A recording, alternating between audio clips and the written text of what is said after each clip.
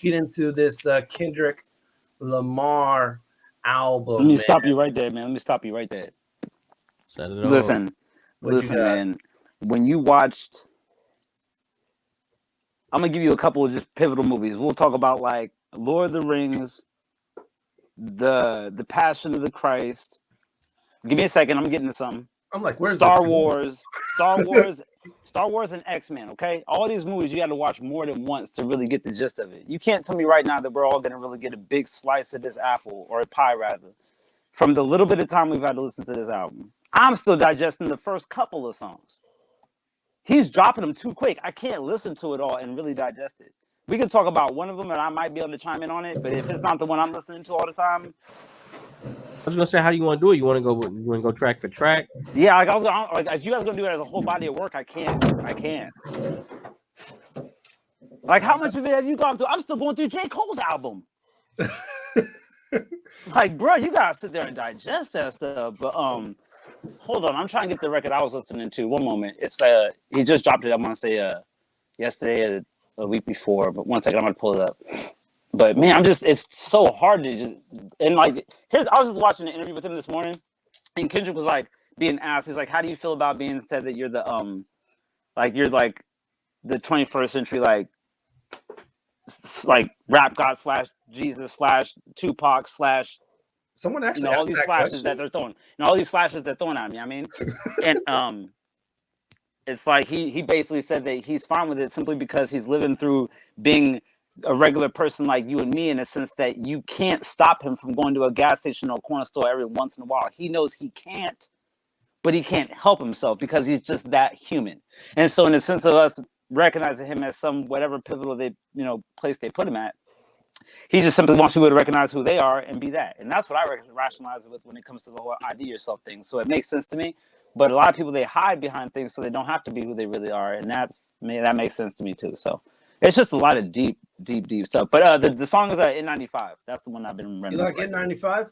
Yeah, I've been really made a video to that joint too. Yeah, and I like it because they're doing, like I mentioned this before in another episode in the past. Like, I love when they're doing that split. Let's give you 2 minutes of one record and a minute and a half of another one. You know what I mean? Mm-hmm. I love that. I love it. What you think about this record, Mickey?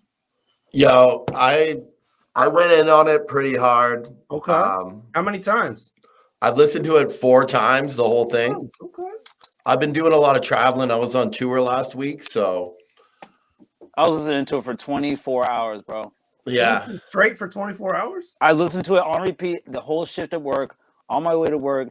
And like, I literally even like would rewind it a couple different times before the first verse was even done, just to like see if I understood it the right way. Somebody was flipping one of Jay-Z's bars in one of their little like reaction videos, and like he was like, dang, he flipped that one line with 3 different references, and it's like, yeah, it's a bar, but it's like, I'm just trying to see like where his head's really at. And some of these bars, they're not really bars, he's just talking to you.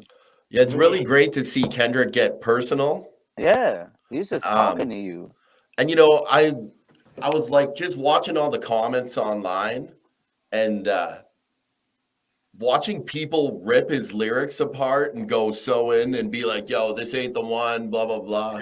And then I'm just sitting there, and then like the week before I was watching people be like, yo, Jack Harlow's record's banging, and I'm just like bro, he said the world is in a panic, the woman is stranded, the men on a run, the prophets abandoned. Bro, like you can't like, and if you just stop there, it's like, bro, there's so much in that alone, bro. Yeah, I wish like the rap community would dig into more records, like. Yeah, well, they'd have to be born in the era where you had an Encyclopedia Britannica, but I feel you. You know, just dig into more, you know, be more about the lyricism, like the way they're digging into the Kendrick record. If they were to dig into more mainstream records, we'd have better mainstream rap, you know? That's why I love when Patron be doing like the rap battle stuff randomly in general, because like most of anything he talks about in that realm of music is super content related, super bar heavy, super metaphorical, and you gotta keep up. It's like I tell people, don't date a creative unless you're creative, or you'll get left in the dust. But in general, it's like, yo, like that stuff is real heavy for the mind. If you can't handle it, you'll never listen to a Kendrick album. And some of the stuff he talks about, like, I feel wouldn't really get taken seriously if it wasn't coming from Kendrick. You know, the song where he's talking about his aunt transitioning and his cousin transitioning. It's really heavy, man. Like, and I don't. Even in the interview, he says that a lot of the things that you think you understand, you're referencing metaphors of a general sense when he has to turn into a metaphor so he doesn't incriminate people. Yeah. And he was telling people that he's like, the girl was like, so that's what you meant by when the one animal did this in the song. And he was like, well, that's part of what it means. And then she's like, well, then what does this mean? He's like, I can't even tell you that. And he was laughing and giggling, but in a real way, it's like there's certain things that he keeps hidden within his lyricism that not even he could tell us. Mm-hmm. And then just things that need to be talked about in rap that are just in society in general, like, sexual abuse and stuff like that. That's why I stopped at the prophets line, because it's like if we had the same leadership that we wish we did as our ancestors taught us to have, otherwise we wouldn't have history in general. Then if we followed those prophets and those leaders, then we probably would be in a better space, no matter your origin of the world at all. And I also love that it's coming to the forefront, like even just in the past year, with the Kanye record and then the Drake record and then this, it's been like a really emphasis on going back to full albums and everybody listening to a record from front to back.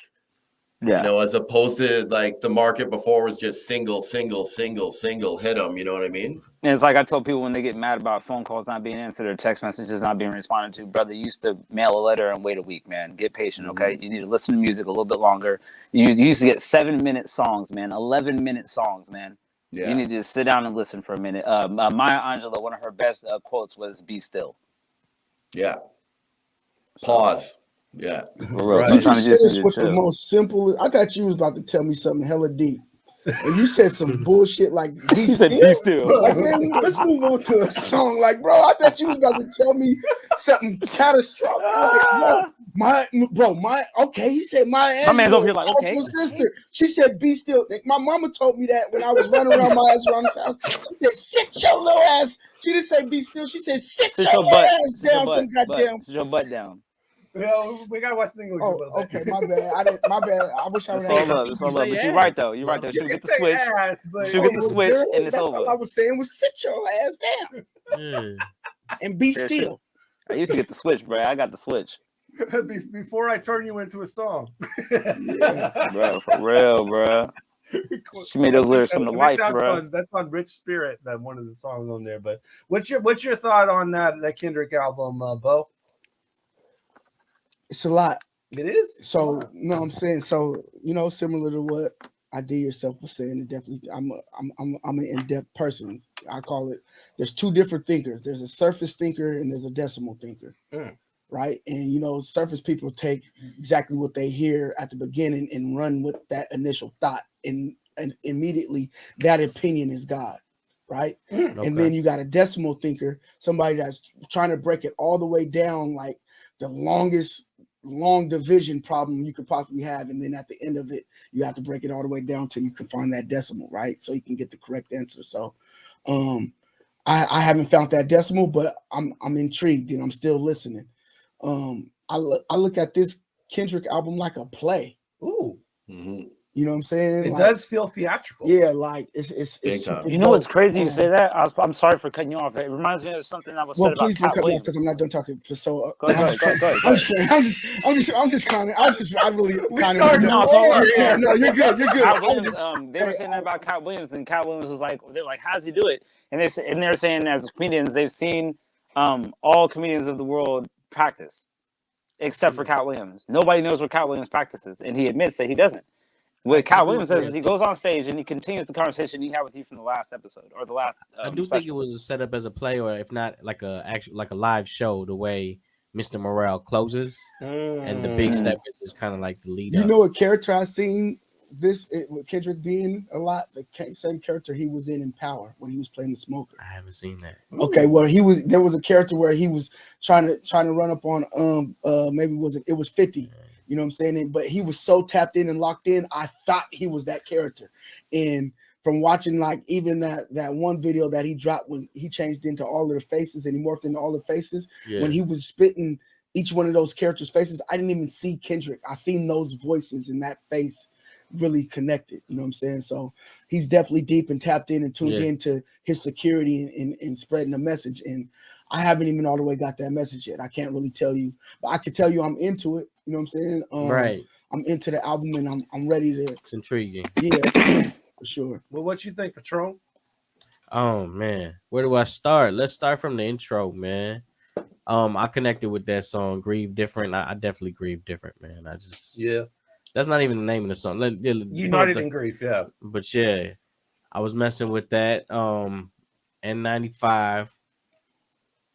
I gotta say, man, he keeps bars alive too, though. Like I get how he doesn't have a traditional sense of rhyming, but he has an original style. The bars are there, you know. There's jewels in there that you could pick up, and he's doing that at top tier pace. You know what I mean? Like you could tell he took his time with this stuff.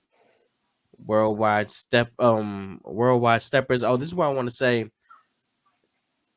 Around the same time as Drake was coming out, there was a nuance with hip hop when it came to vulnerability, and that was, you know, it was lacking before that period. It was like a lot of bravado, having the most women, most jewelry, expensive cars was a big thing. Like that was like, want to say like that shiny suit era, that bad boy era. I remember that, yeah.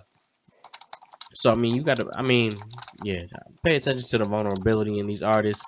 I want to say this: a few artists that could take you from different emotions on the same piece of work, and that's not on a basic level, because I feel like every artist can make happy songs and sad songs. These are specific, tailored emotions that you are gonna relate to on a specific level, and he does like at least 4 or 5 of those. For sure, yeah. I think Daddy Issues joint may be one of my favorites, and I relate to that for sure. Yeah. I think my favorite one on it was probably We Cry Together. I like the back and forth, and then like the final line at the end of it, stop, you know, taptoeing around the conversation type of deal, you know. Also, Ghostface, we're just yelling at each other. Ghostface, one of my favorite rappers ever. So Purple Hearts, for him to pull him out of nowhere, let you know that that's what he's on. Like he's not just getting the most popping rapper, which ironically he also got Kodak Black on here and going super heavy, man. It's a new stage. It's a new stage of bars. You know what I mean? It's not your traditional boom bap rap, but these dudes is coming off with bars for sure. I love the changes in the production. Like Count Me Out, I think, was my favorite track, and heavy. Yeah, just like the change ups, and I like when he's just spitting over just the raw piano. Even is just right. The production together. That's just gonna be like, you could just see that's gonna be a dope video. Like, yeah, I wanted to see that. And I guess I saw people comparing it to Eminem and how he would do the storytelling. I mean, I could definitely see. It's kind of like Kim. Got like a Kim vibe on that. Yeah, big time. People saying that. I could see the influence. I want to say more importantly though, not more importantly, but something that might not be taken from this particular project. I see a strong Outkast influence in it. And I relate that to the way they incorporate jazz into it. Yeah. But on that same note, there was like the second to the very last track was like a 7-8 minute joint where he was just, man, going through childhood trauma.